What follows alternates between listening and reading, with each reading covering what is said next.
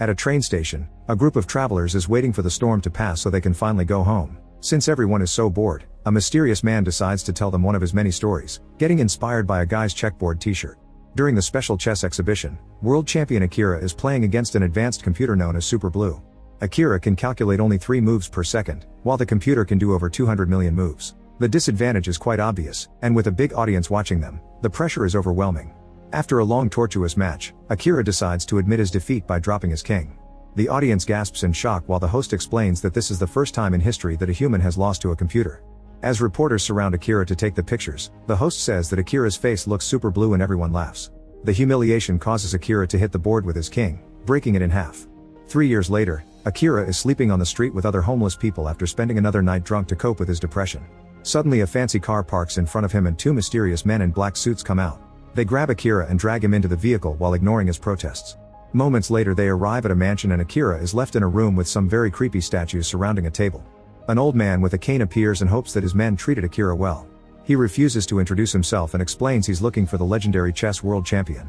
Akira pretends he doesn't know what he is talking about, so the old man explains all the reasons why he thinks Akira is legendary. People used to believe that a Japanese person could never be a champion and Akira proved them wrong. He had lots of consecutive victories so he was named the strongest champion in history. He disgraced the game by losing to a computer, and just one loss was enough to drive him away from the game to the point his whereabouts are a mystery. The old man says he just wants to play against Akira as he picks up a handkerchief from the table to reveal a chess set. The sight is enough to make Akira sick, but he blames it on the hangover. The old man just keeps talking and shows off a binder with all the articles he collected about Akira. There are descriptions of how he fell into a deep depression and became homeless.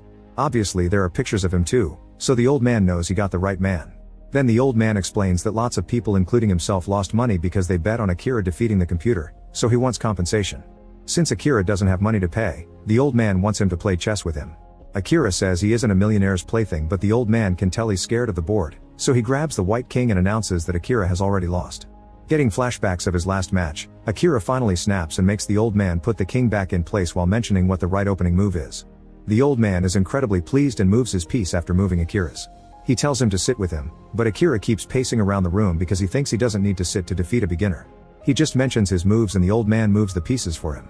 While they play, the old man listens to an earpiece before making any move. He also mentions that chess is based on real battlefields, so the pieces represent soldiers being injured or killed. The old man thinks that chess is also a metaphor for life because people are doing their own form of chess with economic activity and love. While looking out the window, Akira is irritated by all the talking and yells at the old man to shut him up, but instead the guy starts asking how it felt to lose.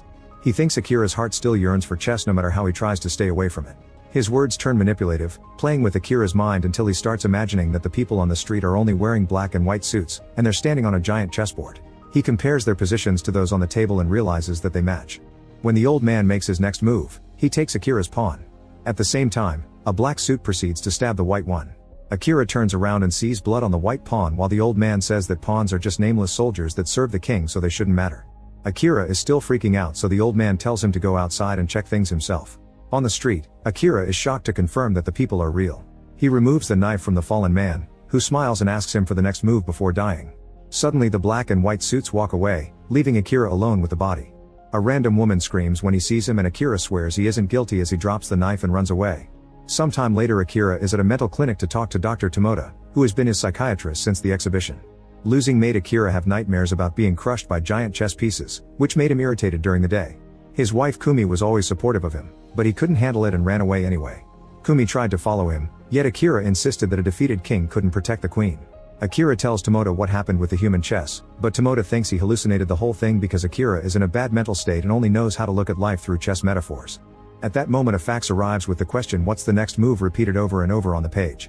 While Akira yells his next move, Tomoda blames the message on a prank or a wrong number. However, when he opens his book, all the pages have become a chessboard. Soon another fax arrives showing that the old man's queen has taken Akira's knight. Suddenly Tomoda starts puking blood before he drops dead. His coffee cup says queen and a picture on the wall shows him riding a horse, which means he died because he was a knight. Akira then notices someone at the door and when it opens, he's shocked to see the black queen from the human game. She asks for his next move, so a terrified Akira runs away while the fax machine prints a chessboard. In the corridor, Akira finds a kid holding a drawing of the queen's move. The boy asks for the next move and Akira tries to choose his king, but the child explains that it would cause him to lose while revealing a drawing of the king dying. Then Akira starts running away while his mind fills with disturbing mental images of the pawn's death, the old man's manipulation, and bleeding chess pieces. In the parking lot, Akira gets in a car and doesn't notice that the keychain is a chess piece. When he starts the vehicle, it only moves diagonally, making him realize that this is the bishop. Akira immediately gets out of the car and is horrified to see that the parking lot has become a chess game too. He runs to get into another car with a rook keychain, but the vehicle won't start because it isn't his turn. At that moment, a black car moves and crashes right into his white rook. Thankfully, the airbag saves Akira from getting hurt. When he looks up, he sees the other driver running from the black car. Afterward, Akira goes to his old home and discovers it's up for sale. Since the rook is also known as the castle, taking Akira's rook meant taking his house. He thinks about the match and realizes the queen is next, meaning Kumi is in danger. Akira rushes back to the old man's place and announces he quits the match. He also wants to know where Kumi is. The old man says that if he wants to quit, he can remove his king from the board. The bad memories of his defeat immediately overwhelm him and Akira refuses to let that happen again, so he sits down to finish the game.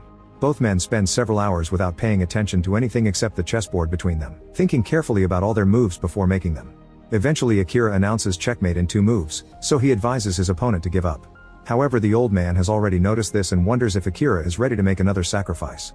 Then the old guy's guards drag a blindfolded Akira to a stadium with a huge chessboard in the middle and the position of the pieces matches their game. There are hundreds of seats but no audience, yet the old man calls it the perfect venue for the finale. He also tells the story of an Arabian king who played chess using prisoners to make it a real battle. When Akira takes off the blindfold, he realizes that the pieces are human again. The old man points out that chess will always be cruel because no matter if the other pieces are protected, a king always has to die at the end. Akira can easily win the game by moving his knight, however this will leave his queen exposed. The guards remove the mask from the queen and Akira is horrified to discover it's Kumi. The black rook has a knife and can kill Kumi. Akira tries to run toward her, but a sniper shoots at the board to stop him. The old guy explains that the penalty for moving on his own is death. Now Akira has to make a choice, win the game and lose his wife, or lose the game to save her. Kumi shakes her head but can't tell him anything because she's been gagged. After thinking about it for several minutes, Akira reminds himself that the king must protect the queen. He then decides to move his king piece, who happens to be himself. The opponent rook immediately advances and stabs Akira, causing him to collapse and lose the game. Suddenly the old guy and all the pieces start clapping. Even Kumi is clapping and smiling. All the human pieces from the street board and Dr. Tomoda enter the stadium as they clap too. Akira blinks and realizes he isn't actually hurt, so the black rook reveals he was using a fake knife. Tomoda explains to Akira that they've tricked him in this crazy game as part of his treatment. They've put him through shock therapy so he could rediscover his love for chess and convince him to enter competitions again. The old guy is a big fan of Akira, so he agreed to pay for everything. He reveals he doesn't have much time left, so he wanted to contribute something to humanity before death. It was his money that developed Super Blue, but he hated seeing a computer beat a human being and wanted a rematch. It turns out Super Blue has been telling the old guy what pieces to move through the earpiece, so Akira has been actually playing against it all along. Akira gets sad for a second because it means he lost against the computer again. However, he doesn't regret it because he finally understands that Kumi is more important, so he asks her for a second chance. Tomoda and the old man then reveal that Akira didn't lose. The computer can't understand the concept of self-sacrifice, so Akira's move was incomprehensible and made the system overload.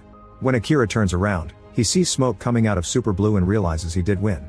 The old man concludes that machines can't calculate for love, so Akira made his best move.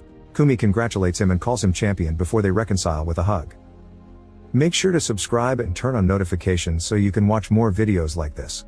Thanks for watching.